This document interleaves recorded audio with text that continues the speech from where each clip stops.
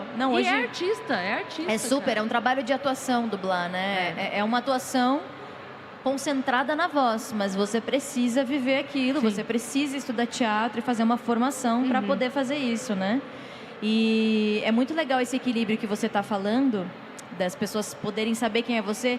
E eu sinto muito que esse interesse por querer saber quem são as vozes surgiu muito com o The Last of Us. Eu sinto que surgiu muito na mesma época, assim. Foi.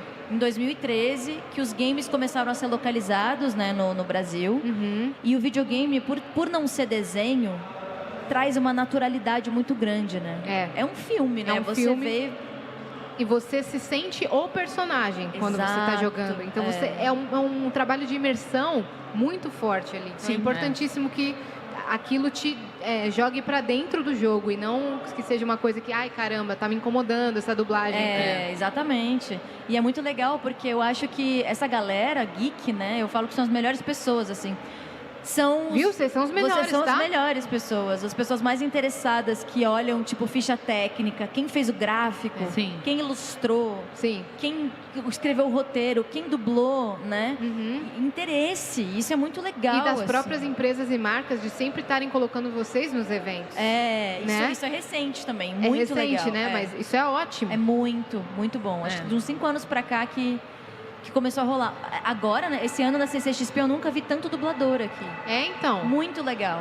Eu também fico feliz, que eu sou uma grande fã e admiradora de dublagem. Sim. E esse universo aí de localização de jogos é uma coisa nova pra mim, mas eu também admiro bastante o trabalho de vocês. Queria Legal. saber, depois do The Last of Us, o primeiro, outras portas se abriram na dublagem pra você? Muito.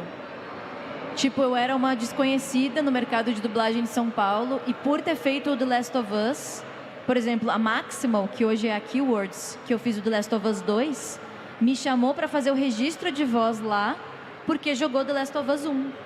E falou, cadê você aqui no nosso casting? Ah, tá. O registro de voz é um cadastro vocal pra ser chamada pra teste. Exatamente. Caraca. Porque eles jogaram o jogo e depois, anos depois, né, eu fui fazer o The Last of Us 2 com eles. Porque antes, sei lá, você tava numa caixa que era essa menina que é do jingle e da locução. Essa menina é cantora. É Eu tinha muito cantora. preconceito. A galera me olhava e falava que essa daí não é dubladora, essa é uma cantora que quer dublar. Eu falava, amém.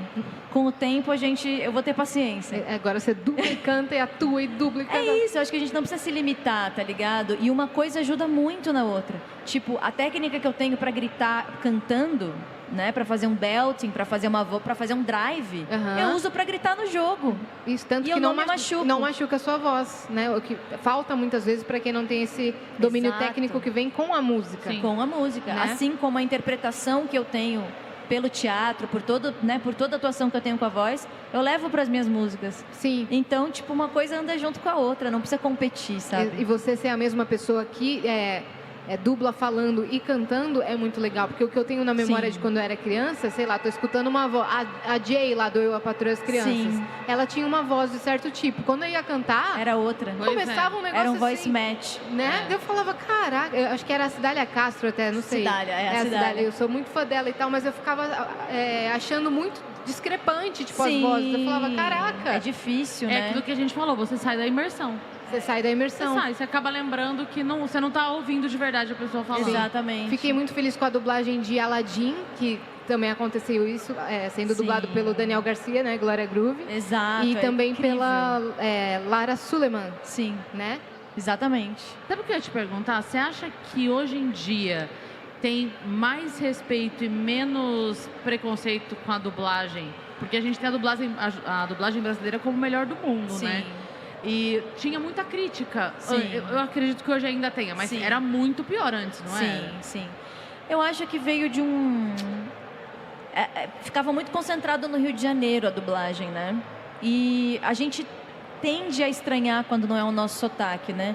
Existe um chamado sotaque neutro, que é uma mistura ali, né? É o William Bonner da vida, né? Uma mistura do carioca com o paulista. É o S de São Paulo e o R carioca. Exato, é isso aí. Porta e S de São Paulo. Aham. Então eu acho que é muito engraçado, assim. Quando eu falo com pessoas do Rio, na minha cabeça elas são exageradas.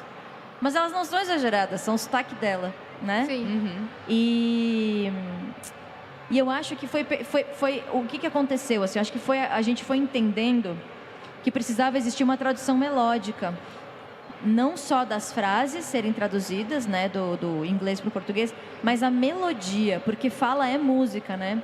Então, quando a gente ouve coisas dubladas, né, a sessão da tarde que a gente zoa, o Jefferson Schroeder, que é um grande amigo meu que tem o Insta lá, que, oh meu Deus, e tal, vem muito de uma coisa mais caricata, que talvez fosse o pedido da época. Isso. Eu não sei porque eu não era nascida quando começou, né, isso assim. Esse é o estereótipo das dublagens antigas, É da dublagem né? antiga, e eu acho que não havia essa tradução melódica, né? Sim. Por isso que fica, porque, por exemplo, você pega uma frase em inglês, where are you going? Né? Onde é que você vai? Oh my God! Né? Oh, meu Deus! É, Exatamente. Aham. Aí você tem que traduzir. Ai, meu Deus, né? Oh, meu Deus. Você traduz para baixo, enfim, você muda aquela melodia. Então, acho que as coisas elas foram naturalizando, acho que, inclusive pela crítica do público, isso foi também, peraí, Sim. o que a gente pode fazer para melhorar, Sim. né? Mas qualquer filme que a gente pegue, que a gente veja com uma dublagem de fora, de qualquer lugar, é gritante como a dublagem brasileira é superior. É Muito. impressionante. Nossa, é assim. muito, é um nível muito Muito. alto. É muito Muito alto. gritante. Qualquer Não, a galera aqui é muito séria, assim, tipo, eu pego o anime, por exemplo, eu não falo japonês, né, e eu faço bastante anime. Quando eu faço, é muito difícil. Por quê? Porque às vezes de lá, vem de fora, a boca continua falando. Uhum. E o personagem parou de falar. Ou seja, a animação já Tá mal dublado tá mal, já. Não, na verdade, tá mal voz- animado. Tá mal animado. Porque a voz original é que manda no desenho. Ah, tá. O desenho Tá. ele surge a partir da voz, né? A gente faz uma leitura. original, né? É, a voz original. Por Então, exemplo, uma Turma da Mônica aqui surge a partir da voz. Perfeito. Depois surge o episódio. depois surge a animação em cima das nossas vozes. Tá. Então tu imagina que eles fazem Até é diferente, desculpa te cortar, Imagina. mas é outro nome que se dá, né? voz Tipo, original. a Voz primeira original. voz não é o dublador, ele não dubla Exatamente. nada. Ele fala e aí o desenho Isso. é feito. Mais um exemplo, Irmão do Jorel, para quem gosta. É feito no Brasil, né? É. Eles se reúnem, fazem a leitura, gravam os episódios, aí é que vai pra animação. Você dá o tom daquilo lá. Você dá o tom daquilo lá, exatamente. E é muito legal, faz bastante também. Então aí tá mal chega- animado lá. Chega tipo com boca sobrando. É. Então você não tem que se basear pela voz, você tem que se basear pela boca que está sobrando. Então você precisa alterar texto, adicionar palavra, ou comprimir. É. E tudo na hora E ali, o né? diretor, mano, o diretor fica assim com você, é muito importante, tudo na hora. É muito importante a gente estar muito atento, né? Nós dubladores, mas o diretor ali.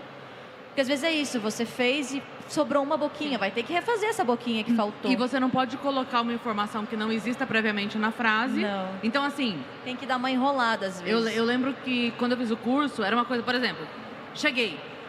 Você ia falar, cheguei. Só que a boca estava falando mais tempo.